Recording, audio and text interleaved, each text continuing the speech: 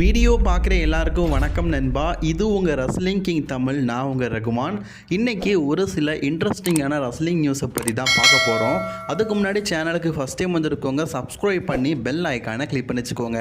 உங்கள் எல்லாருக்குமே தெரியும், வருஷம் WWE பார்த்தீங்கன்னா ரசல் மேனியாவுக்கு முன்னாடி பார்த்தீங்கன்னா ஹால் ஆஃப் ஃபேம் அப்படிங்கிறத நடத்துவாங்க. இது வரைக்கும் இந்த ஹால் ஆஃப் ஃபேமை பற்றியும் அதை பற்றின எந்த விதமான அப்டேட்டையும் கொடுக்காமல் இருந்தாங்க WWE. ஆனால் இன்றைக்கி அஃபிஷியலி பார்த்தீங்கன்னா ஹால் ஆஃப் ஃபேமுடைய ஃபஸ்ட்டு இன்ட்ரடியூஸை பார்த்தீங்கன்னா சொல்லியிருக்கிறாங்க. அது வேறு யாருமே கிடையாது, நம்மளுடைய பால் ஹேமன் தான்.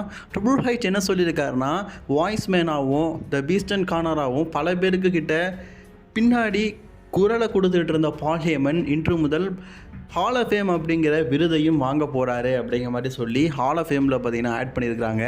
இது உண்மையிலேயே ஒரு பெரிய விஷயந்தான். ஏன்னா பழமை வாய்ந்த ஒரு WWE சூப்பர் ஸ்டார் அப்படின்னு கேட்டிங்கன்னா கண்டிப்பாக பால் ஹேமனை பொறுத்த வரைக்கும் ஒரு சண்டை செய்கிற ஒரு மல்யுத்த வீரர் கிடையாது. பட் ஆனால் மல்யுத்தம் பண்ணாமையே வேர்ல்டு ஃபுல்லாக ஃபேமஸ் ஆக காரணம் அவருடைய திறமை தான். வாயினால் பார்த்தீங்கன்னா ஒருத்தன் உருப்பிடுவான் அப்படின்னு சொன்னால் நீங்கள் யாருமே நம்ப மாட்டீங்க. வாயினால் யார்டா உருப்பிடுவான், வாயினால் கெட்டு தான் போவான்னு. ஆனால் அதே வாயை வச்சு உலகம் முழுக்க எல்லாருமே பார்த்தீங்கன்னா மிரள வச்சவர் தான் பால் ஹேமன். இப்போது ஹால் ஆஃப் ஃபேமாக பார்த்தீங்கன்னா தேர்ந்தெடுக்கப்பட்டிருக்கிறாரு. கண்டிப்பாக பால் ஹேமன் ஹால் ஆஃப் ஃபேமாக இருக்கும்போது அவர் யார்கிட்டலாம் அந்த பேக்வராக இருந்தாரோ, இப்போ நம்ம பிக் ஷோ கிட்ட இருந்துருக்காரு, ஆர்விட்ட இருந்துருக்கிறாரு, ஈவன் நம்ம ரோமன் ரெயின்ஸ்கிட்ட, ப்ராக் லெஸ்னர்கிட்ட, அவங்கெல்லாம் ப்ராக் லெஸ்னர் பற்றி ஒரு உரை பேசுனா உண்மையிலேயே நல்லாயிருக்கும். பார்ப்போம், வெயிட் பண்ணி பார்ப்போம் என்ன நடக்குதுன்னு. அதுக்கப்புறமா ரஸ்லிங் கிங் தமிழ் சேனலுக்கு என்ன ஆச்சு அப்படின்னு நீங்கள் கேட்கலாம். வருஷம் எனக்கு இந்த ரசல்மேனியா சீசன் வந்துட்டுனா எக்ஸைட்மெண்ட் அதிகமாகதோ இல்லையோ, என் சேனல் க்ளோஸ் ஆகுது வழக்கமாக போயிடுச்சு. போன வருஷம் ஒரு சேனல் க்ளோஸ் ஆச்சு. இப்போ பார்த்தீங்கன்னா இப்போ தான் படிப்படியாக முன்னேறி 50,000 கிட்ட வந்தேன். பழையபடி பார்த்தீங்கன்னா லாகை தூக்கி போட்டானுங்க. இப்போதைக்கு என்ன பிரச்சனைன்னு கேட்டிங்கன்னா, இந்த ரஸ்லிங் கிங் தமிழ் சேனல் இருக்குல்ல, அதில் எனக்கு ஒரு 90 நாள் கெடு கொடுத்துருக்குறாங்க. இந்த நாட்களில் பார்த்தீங்கன்னா நான் வீடியோ எதுவுமே அப்லோட் பண்ண முடியாதான். ஸோ அதாவது என்ன லாக் பண்ணியிருக்காங்க மோனிட்டேஷனை. ஸோ அதனால் நான் வீடியோ போட்டாலும் எனக்கு பார்த்தீங்கன்னா ஏதாவது பிரச்சனை தான் ஏற்படும். ஸோ அது மட்டும் இல்லாமல் இன்னொரு விஷயமும் சொல்லியிருக்கிறாங்க, 90 நாளைக்கு அப்புறமா செகண்ட் ஸ்டெப் நீங்கள் வெரிஃபை தான் பண்ணணும். அதாவது நான் ஒரு ரெக்வஸ்ட்டு கொடுக்கலாம், அந்த ரெக்வஸ்ட்டை அக்செப்ட் பண்ணால் தான் உங்கள் சேனல், இல்லாட்டா அவ்வளோதான் அப்படிங்கிற மாதிரி சொல்லியிருக்கிறாங்க. ஸோ அதனால் ஒரு 90 நாள் கெடு கொடுத்துருக்குறாங்க. இன்னும் 89 நாள் இருக்குது. அந்த 89 நாளும் ரஸ்லிங் செய்திகளை பார்க்க முடியாமல் இருக்க முடியாது. அதே மாதிரி 89 நாளைக்கு அப்புறமும் நம்ம சேனல் கிடைக்குமான்னு சொல்ல முடியாதுல்ல. அதுக்காக தான் இந்த சேனல். தயவு செஞ்சு இந்த வீடியோக்கு ஒரு லைக் பண்ணிக்கோங்க. லைக் பண்ணும்போது கண்டிப்பாக ரஸ்லிங் தமிழ் வியூவர்ஸ் எல்லாருக்குமே இந்த வீடியோ ரெக்கமெண்ட் ஆகும். மறக்காமல் சப்ஸ்கிரைப் பண்ணிக்கோங்க.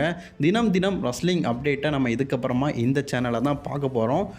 நீங்கள் சர்ச் பண்ணி பார்த்தீங்கன்னா கூட கூடிய சீக்கிரம் இந்த சேனல் தான் வரும். அந்த சேனல் இருக்கிற அடையாளம் தெரியாமல் போயிடும். அதனால் இந்த சேனலுக்கு ஆதரவு தாங்க. அதுக்கப்புறமா இன்றைக்கி நடந்த மண்டே நைட்ரால் இன்டர் கான்டினென்டல் ஹெவிவெயிட் சாம்பியனாக இருக்கிற குந்தர் கூட யார் தான் ரசல்மேனியாவில் மோத போகிறா அப்படிங்கிறத தெரிந்து கொள்வதற்காக எல்லாருமே காவலாக காத்துட்டு இருந்தோம். பட் ஆனால் ஆடம் பியர்ஸ் என்ன சொல்லியிருந்தாருன்னா, இன்டர் கான்டினென்டல் சாம்பியன்ஷிப்புக்காக ஏன் கூட மோதணும் அப்படின்னு சொல்லிட்டு பல பேர் பார்த்தீங்கன்னா குந்தரை சேலஞ்ச் பண்ணி நின்னாங்க. அவங்க எல்லாருக்குமே நான் ஒரு அரிய வாய்ப்பு கொடுக்குறேன். நெக்ஸ்ட் வீக் ஒரு கான்டென்ட் மேட்ச் இருக்குது. அதில் யாரெல்லாம் இருக்கான்னு பார்த்தீங்கன்னா 3 டைம் ஃபார்மா இன்டர் கான்டினென்டல் சாம்பியனான சாமி ஜெயின், ஃபார்மா இன்டர்கான்டினென்டல் சாம்பியனான நம்மளுடைய ரிகோஷிட்டு, அதே மாதிரி ஃபார்மா 2 டைம் இன்டர்கான்டினென்டல் சாம்பியனான ஷின்சுகே நகமுரா. இவங்க 3 பேரும் pharma inter continental champion. So அதே மாதிரி இப்போது சாம்பியன்ஷிப்பாக மோத போகிற பிக் பிரான்சன் ரீட், இவர் ஆல்ரெடி சேலஞ்சராக இருந்திருக்காரு. அதே மாதிரி பார்த்திங்கன்னா ஜாக் கேபிள், அவரும் இதுக்கு முன்னாடி ஆல்ரெடி சேலஞ்சராக இருந்திருக்காரு. And new challenger JD McDonough. இவங்க 6 பேருக்குள்ளே கான்டென்ட் மேட்ச் இருக்குது. இதில் வெற்றி பெறவங்க ரசல்மேனியாவில் பார்த்தீங்கன்னா குந்தருக்கு அகேன்ஸ்டாக இன்டர் கான்டினென்டல் சாம்பியன்ஷிப்பாக மோதலாம் அப்படிங்கிற மாதிரி ஆடம் பியர்ஸ் இன்றைக்கி நடந்த மண்டே நைட்ரால் சொல்லியிருப்பார். என்னை பொறுத்த வரைக்கும் இது ஒரு தவறான முடிவு தான். ஏன்னா இப்போ இதில் யார் வின் பண்ணுவான்? கண்ணை மட்டும் சாமி ஜெயினை நீங்கள் எல்லாருமே சொல்லுவீங்க. சாமி ஜெயினுக்கும் குந்தருக்கும் மேட்ச் நடக்கும். ஆனால் நம்ம எல்லாருமே எதிர்பார்க்குறது என்னதுன்னா, எல்லா சூப்பர் ஸ்டாருமே ரசல்மேனியாவில் பங்கேற்கணும், எல்லா சூப்பர் ஸ்டாருக்குமே ரசல்மேனியாவில் மேட்ச் கொடுக்கணும். அதனால் என்னை பொறுத்த வரைக்கும் இவங்க 7 பேருமே கிட்டத்தட்ட பார்த்தீங்கன்னா இப்போ 6 பேர் இருக்காங்களா, இவங்க 7 பேருக்குள்ளேயே சேர்த்து WWE பார்த்தீங்கன்னா இன்டர் கான்டினென்டல் சாம்பியன்ஷிப் பண்ண மேட்சை ஒரு லேடர் மேட்சாக வச்சா நல்லா இருந்திருக்கும். கார்டினல் மேட்ச்னா ஒருத்தருக்கு தானே வாய்ப்பு கிடைக்கும், மற்ற எல்லாருமே ரசல்மேனியாவில் மேட்ச் இல்லாமல் இருப்பாங்க. ஒருவேளை கார்டினல் மேட்ச் வச்சா எல்லாருக்குமே வாய்ப்பு கிடைக்கும்ல, அந்த வகையில் சொல்கிறேங்க. WWE ஏன் இப்படி ஒரு முடிவு எடுத்தாங்கன்னு தெரில. என்னை பொறுத்த வரைக்கும் இதில் சாமி ஜெயின் வெர்சஸ் குந்தர் ரசல்மேனியா நடக்கிறதுக்குள்ளே இவங்க எல்லாத்துக்குள்ளே ஒரு லேடர் மேட்சாக ரசல்மேனியாவில் நடந்தால் உண்மையிலேயே நல்லா இருக்குங்க. அதுக்கப்புறமா இந்த செய்தி நான் போன வாரமே சொல்லியிருந்தேன்.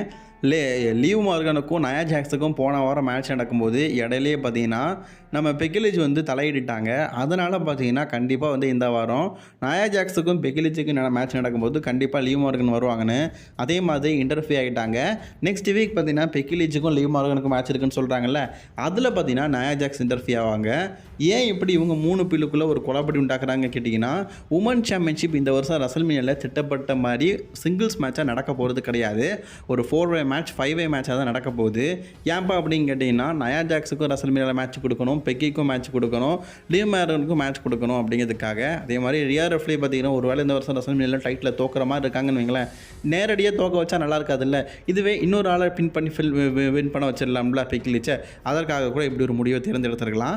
ரசல்மேனியாவை பொறுத்த வரைக்கும் உமன்ஸ் சாம்பியன்ஷிப்பில் இந்த ஹெவிவெயிட் சாம்பியன்ஷிப் அப்படிங்கிறது பார்த்தீங்கன்னா என்னை பொறுத்த வரைக்கும் ஒரு 4-4 நடக்கிறதுக்கு வாய்ப்பு அதிகமாக இருக்குதுன்னு நினைக்கிறாங்க. அதுக்கப்புறமா நீங்கள் ஒன்று நோட் பண்ணிங்களா, இந்த வாரம் நடந்த ஃப்ரைடே நைட் ஸ்மாக்டவுனில் பார்த்தீங்கன்னா ரசிகர்கள் எல்லாருமே சோல்ட் அவுட் ஆகிருந்தாங்க. ராக் சொல்லியிருப்பார் என்னாலையும் ரோமனியாவில் தான் சோல்ட் அவுட் ஆகிருந்ததுன்னு. அது மட்டும் இல்லாமல் அந்த ப்ரோமோ அவங்க 2 பேரும் பேசினதே பார்த்தீங்கன்னா 1/2 மணி நேரத்துக்கு மேலே போயிடுச்சு. ஸ்மாக்டவுன் 2 மணி நேரம் ஷோ அப்படிங்கிறனால இது ரொம்ப லென்த்தாக தெரிஞ்சுது. ஆனால் இன்றைக்கி நாங்கள் 3 hour ஷோவான ராலை நீங்கள் மறந்துட்டீங்கன்னு நினைக்கிறேன். செத் ரோலன்ஸும் கோடி ரோட்ஸும் பேசின செகமெண்ட்டே பார்த்தீங்கன்னா 30 நிமிஷம். அதாவது நம்ம ரோமன் ரெயின்ஸும் ராக்கும் பேசின செக்மெண்ட்டை விட பார்த்திங்கன்னா ரொம்ப அதிகம். பட் ஆனால் டியூரேஷன் நமக்கு தெரியலை. அதுக்கு காரணம் என்னன்னு கேட்டிங்கன்னா, இவங்க பேசும்போது 3 hour ஷோ அப்படிங்கிறதுனால நமக்கு அதிகமாக தெரியலை. இன்னொன்று கவனிச்சிங்களான்னு தெரில, ஒன்றும் இல்லை 2 கவனிச்சிங்களான்னு தெரில. ஒன்று, கோடி ரோட்ஸ் பேசும்போது செத் ரோலன்ஸ் முறைச்சிக்கிட்டே இருந்திருப்பார், பேசுடா பேசு உனக்கு ஆஃப் வைக்க போகிறேன்டி அப்படிங்கிற மாதிரி பார்க்குற மாதிரி இருந்தது. ஸோ அதே மாதிரி இன்னொரு விஷயமும் இருக்குது. இன்றைக்கி நடந்த ராவை பொறுத்த வரைக்கும் ஒரு நார்மலான ரா தான். ஆனால் போன வாரம் ஸ்மாக்டவுனில் எந்த அளவுக்கு ரசிகர்கள் டிக்கெட் விற்றுருந்தாங்களோ, 12,000 டிக்கெட் விற்றுருந்தோ அதை விட அதிகமாக தான் டிக்கெட் விற்றுருக்குது. சோல்ட் அவுட் ஆகிருக்குது. ஒரு டிக்கெட் கூட காலியாக இருக்குது அப்படின்னு இல்லாமல் எல்லாமே விற்று தீர்த்துருக்குது. அப்போ யோசிச்சு பாருங்கள், அங்கே ராக்கு ரோமன் எல்லோரும் இருக்கிறாங்க டிக்கெட் விற்றுட்டு, இங்கே யாருமே இல்லை டிக்கெட் விற்றுட்டுனா அதுக்கெல்லாம் காரணம் யார்? வேறு யார்? நம்ம WWE தான். WWE பார்க்க தான் வந்திருக்கிறாங்க எல்லாருமே. அதே மாதிரி இன்றைக்கி ராலை பார்த்தீங்கன்னா 3 விஷயத்தை ஒன்றா பார்த்தீங்கன்னா கனெக்ட் பண்ணியிருப்பாங்க. ஃபஸ்ட்டு விஷயம், ட்ரூ மேக்கின்டையருக்கும் ஜே ஊசோக்கும் இன்றைக்கி மெயின் ஈவெண்ட்டில் ஒரு மேட்ச் வச்சுருந்தாங்கல்ல, இதில் தான் 3 டிஃப்ரெண்ட் வேஸை பார்த்தீங்கன்னா கனெக்ட் பண்ணி வச்சுருந்தாங்க. இதில் ட்ரூ பார்த்தீங்கன்னா ஜே ஊசோ எப்படியாவது பீட் பண்ணணும்னு முயற்சி பண்ணும்போது, அப்போது அந்த இடத்துல பார்த்தீங்கன்னா ஜே ஊசோ தொடர்ந்து கிக் அவுட் பண்ணி எப்படியாவது இந்த மேட்ச்சில் ட்ரூவை வின் பண்ணலான்னு ட்ரை பண்ணிட்டாரு. ஏன்னா ஆல்ரெடி நிறைய தடவை பார்த்தீங்கன்னா ட்ரூ மேக்கின்டையருக்கும் ஜே ஊசோக்கும் மேட்ச் நடந்துட்டு எல்லாத்துலேயுமே பார்த்தீங்கன்னா ட்ரூ தானே வின் பண்ணியிருக்காரு. இந்த தடவையாச்சும் ட்ரூவை பீட் பண்ணணும்னு நினைக்காரு. ஆனால் அந்த இடத்துக்கு பார்த்தீங்கன்னா சோலோ சிக்காவாக வந்துட்டார். சோலோ சிக்கா வந்தாலும் என்ன நடக்குதுன்னு உங்களுக்கு தெரியும். வழக்கம் போல் பார்த்தீங்கன்னா சம்மோன் ஸ்பைக்கை போட்டு ஜே ஊசோவை பார்த்தீங்கன்னா தோக்கடிக்க தான் பார்ப்பாரு. ஆனால் அந்த இடத்துக்கு பார்த்தீங்கன்னா கோடி ரோட்ஸ் வந்துட்டார். கோடி ரோட்ஸ்க்கும் ரோமன் ரெயின்ஸ்க்கும் ஸ்டோர் லைன் இருக்கிறதுனால, அது மட்டும் இல்லாமல் பிளட் லைனில் இருக்கிற சோலோ சிக்காவை இதுக்கு முன்னாடி ட்ரூ மேக்கின்டையர் கூட மேட்ச் போடும்போது அவர் தோக்கடிக்கிறதுக்காக சம்மோன் ஸ்பைக் போட்டதுனால பல தொடர்புகள் கோடி ரோட்ஸுக்கும் சோலோ சிக்காவும் இருக்குது. அதனால் பார்த்தீங்கன்னா சோலோ சிக்காவை விரட்டி அடிக்கிறதுக்காக நம்ம கோடி ரோட்ஸ் பார்த்தீங்கன்னா வந்திருப்பார். அதே மாதிரி மீண்டும் ஒருக்கா பார்த்தீங்கன்னா இந்த மேட்ச்சில் ட்ரூ மேக்கின்டையர் வந்து ஃபினிஷரை போட்டு இந்த மேட்ச்சில் வின் பண்ணலாம் அப்படின்னு ட்ரை பண்ணும்போது, நம்ம ஜே ஊசோவை பார்த்தீங்கன்னா ஸ்பியர் போட்டுட்டார். வின் பண்ணலாம் அப்படின்னு பார்க்கும்போது அந்த இடத்துக்கு ஜெம்மி ஊசோ வந்துட்டார். ஜெம்மி ஊசோக்கும் ஜே ஊசோக்கும் ஒரு ஸ்டோரி இருக்குது. இதை தனியாக டிவி ஸ்டோரில் காட்ட முடியாது அப்படிங்கிறதுக்காக இந்த மேட்ச் கூட பார்த்தீங்கன்னா இணைச்சிட்டாங்க. ஆனால் வைரலாக பேசப்பட்டது. ஜெம்மியும் ஜெயும் பார்த்தீங்கன்னா நேருக்கு நேரம் முடிச்சிட்டு இருந்தாங்க. இந்த வாய்ப்பை பயன்படுத்திக்கிட்ட ட்ரூ மேக்கின்டையர் பார்த்தீங்கன்னா ரொம்பவே க்ளீனாக பார்த்தீங்கன்னா ஜே ஊசோவை பீட் பண்ணி இந்த மேட்ச்சில் வின் பண்ணிட்டாரா. அதுக்கப்புறமா பார்த்தீங்கன்னா ஜெம்மி ஊசோ வந்து ஜே ஊசோவை அட்டாக் பண்ணலாம் அப்படின்னு வரும்போது ஜே ஊசோவை காப்பாற்றுறதுக்காக செத் ரோலன்ஸ் பார்த்தீங்கன்னா குடுகுடுன்னு ஓடி வந்திருப்பார். அவ்வளோ நேரம் சும்மா இருந்த ட்ரூ மேக்கின்டையர் அவனுக்கு அவங்கவுங்க ஸ்டோரியில் பார்க்குறீங்க, ஏன் ஸ்டோரியில் நான் பார்க்கக்கூடாதா அப்படின்னு சொல்லிட்டு ஓடி வந்து ட்ரூ மேக்கின்டையர் பார்த்தீங்கன்னா செத் ரோலன்ஸுக்கு அவருடைய கிளைம் ஓரை போட்டு ஸோ அவருடைய ஸ்டோரியை காட்டியிருப்பார். அதாவது ஒரே மேட்ச்சு 3 டிஃப்ரெண்ட் ஸ்டோரியை பார்த்தீங்கன்னா ஒரே இதில் காட்டியிருக்கிறாங்க. இது என்ன ஆச்சரியம் பார்த்தீங்கன்னா, ட்ரூ மேக்கின்டையர் சாம்பியன்ஷிப்பை காட்டி இந்த சாம்பியன்ஷிப் நீ தக்க வச்சுக்க, நல்லா வச்சுக்க, ஏன்னா ரசல்மேனியாக்கு அப்புறமா இதை நான் தான் வச்சுக்க போகிறேன், ஆனால் அது வரைக்கும் நீ நல்லா பத்திரமா பார்த்துக்க அப்படிங்கிற மாதிரி போட்டு கிளைம் ஓரை போட்டு கெத்து காட்டியிருப்பார். தொடர்ந்து ட்ரூ மேக்கின்டையரை வீக்லி நடக்கிற ஷோவில் அவருடைய ஹீல்டன் தண்டத்தை பயங்கரமாக காட்டப்படுறது ரசிகர் மத்தியில் ஒரு ஆர்வத்தை தூண்டுதுன்னே சொல்லலாம். அது மட்டும் இல்லாமல் இன்றைக்கி கமெண்ட் செஷனில் என்ன சொல்லியிருப்பாங்கன்னா, செத் ரோலன்ஸ் அஃபிஷியலி மெடிக்கல் கிளியராக இருக்கிறாரு. ஸோ அதனால் அவர் சண்டை போடுறதுக்கு தகுதியாக இருக்கார் அப்படிங்கிற மாதிரி சொல்கிறாங்க. ஸோ அதனால் ரசல்மேனியாவுக்கு முன்னாடி நடக்க போகிற ராவில் கூட செத் ரோலன்ஸ் ஒரு மேட்ச் விளையாடுறதுக்கு சான்ஸ் இருக்குது அப்படிங்கிறது இதன் மூலிமா நல்லாவே தெரியுது. இப்படி ஒரு டிஃப்ரெண்ட் வேல்யூவை பார்த்தீங்கன்னா இன்றைக்கி ராலை கனெக்ட் பண்ணியிருந்தாங்க. எத்தனை பேர் பார்த்தீங்க அப்படிங்கிறத மறக்காமல் கமெண்ட் பாக்ஸில் கமெண்ட் பண்ணிக்கோங்க.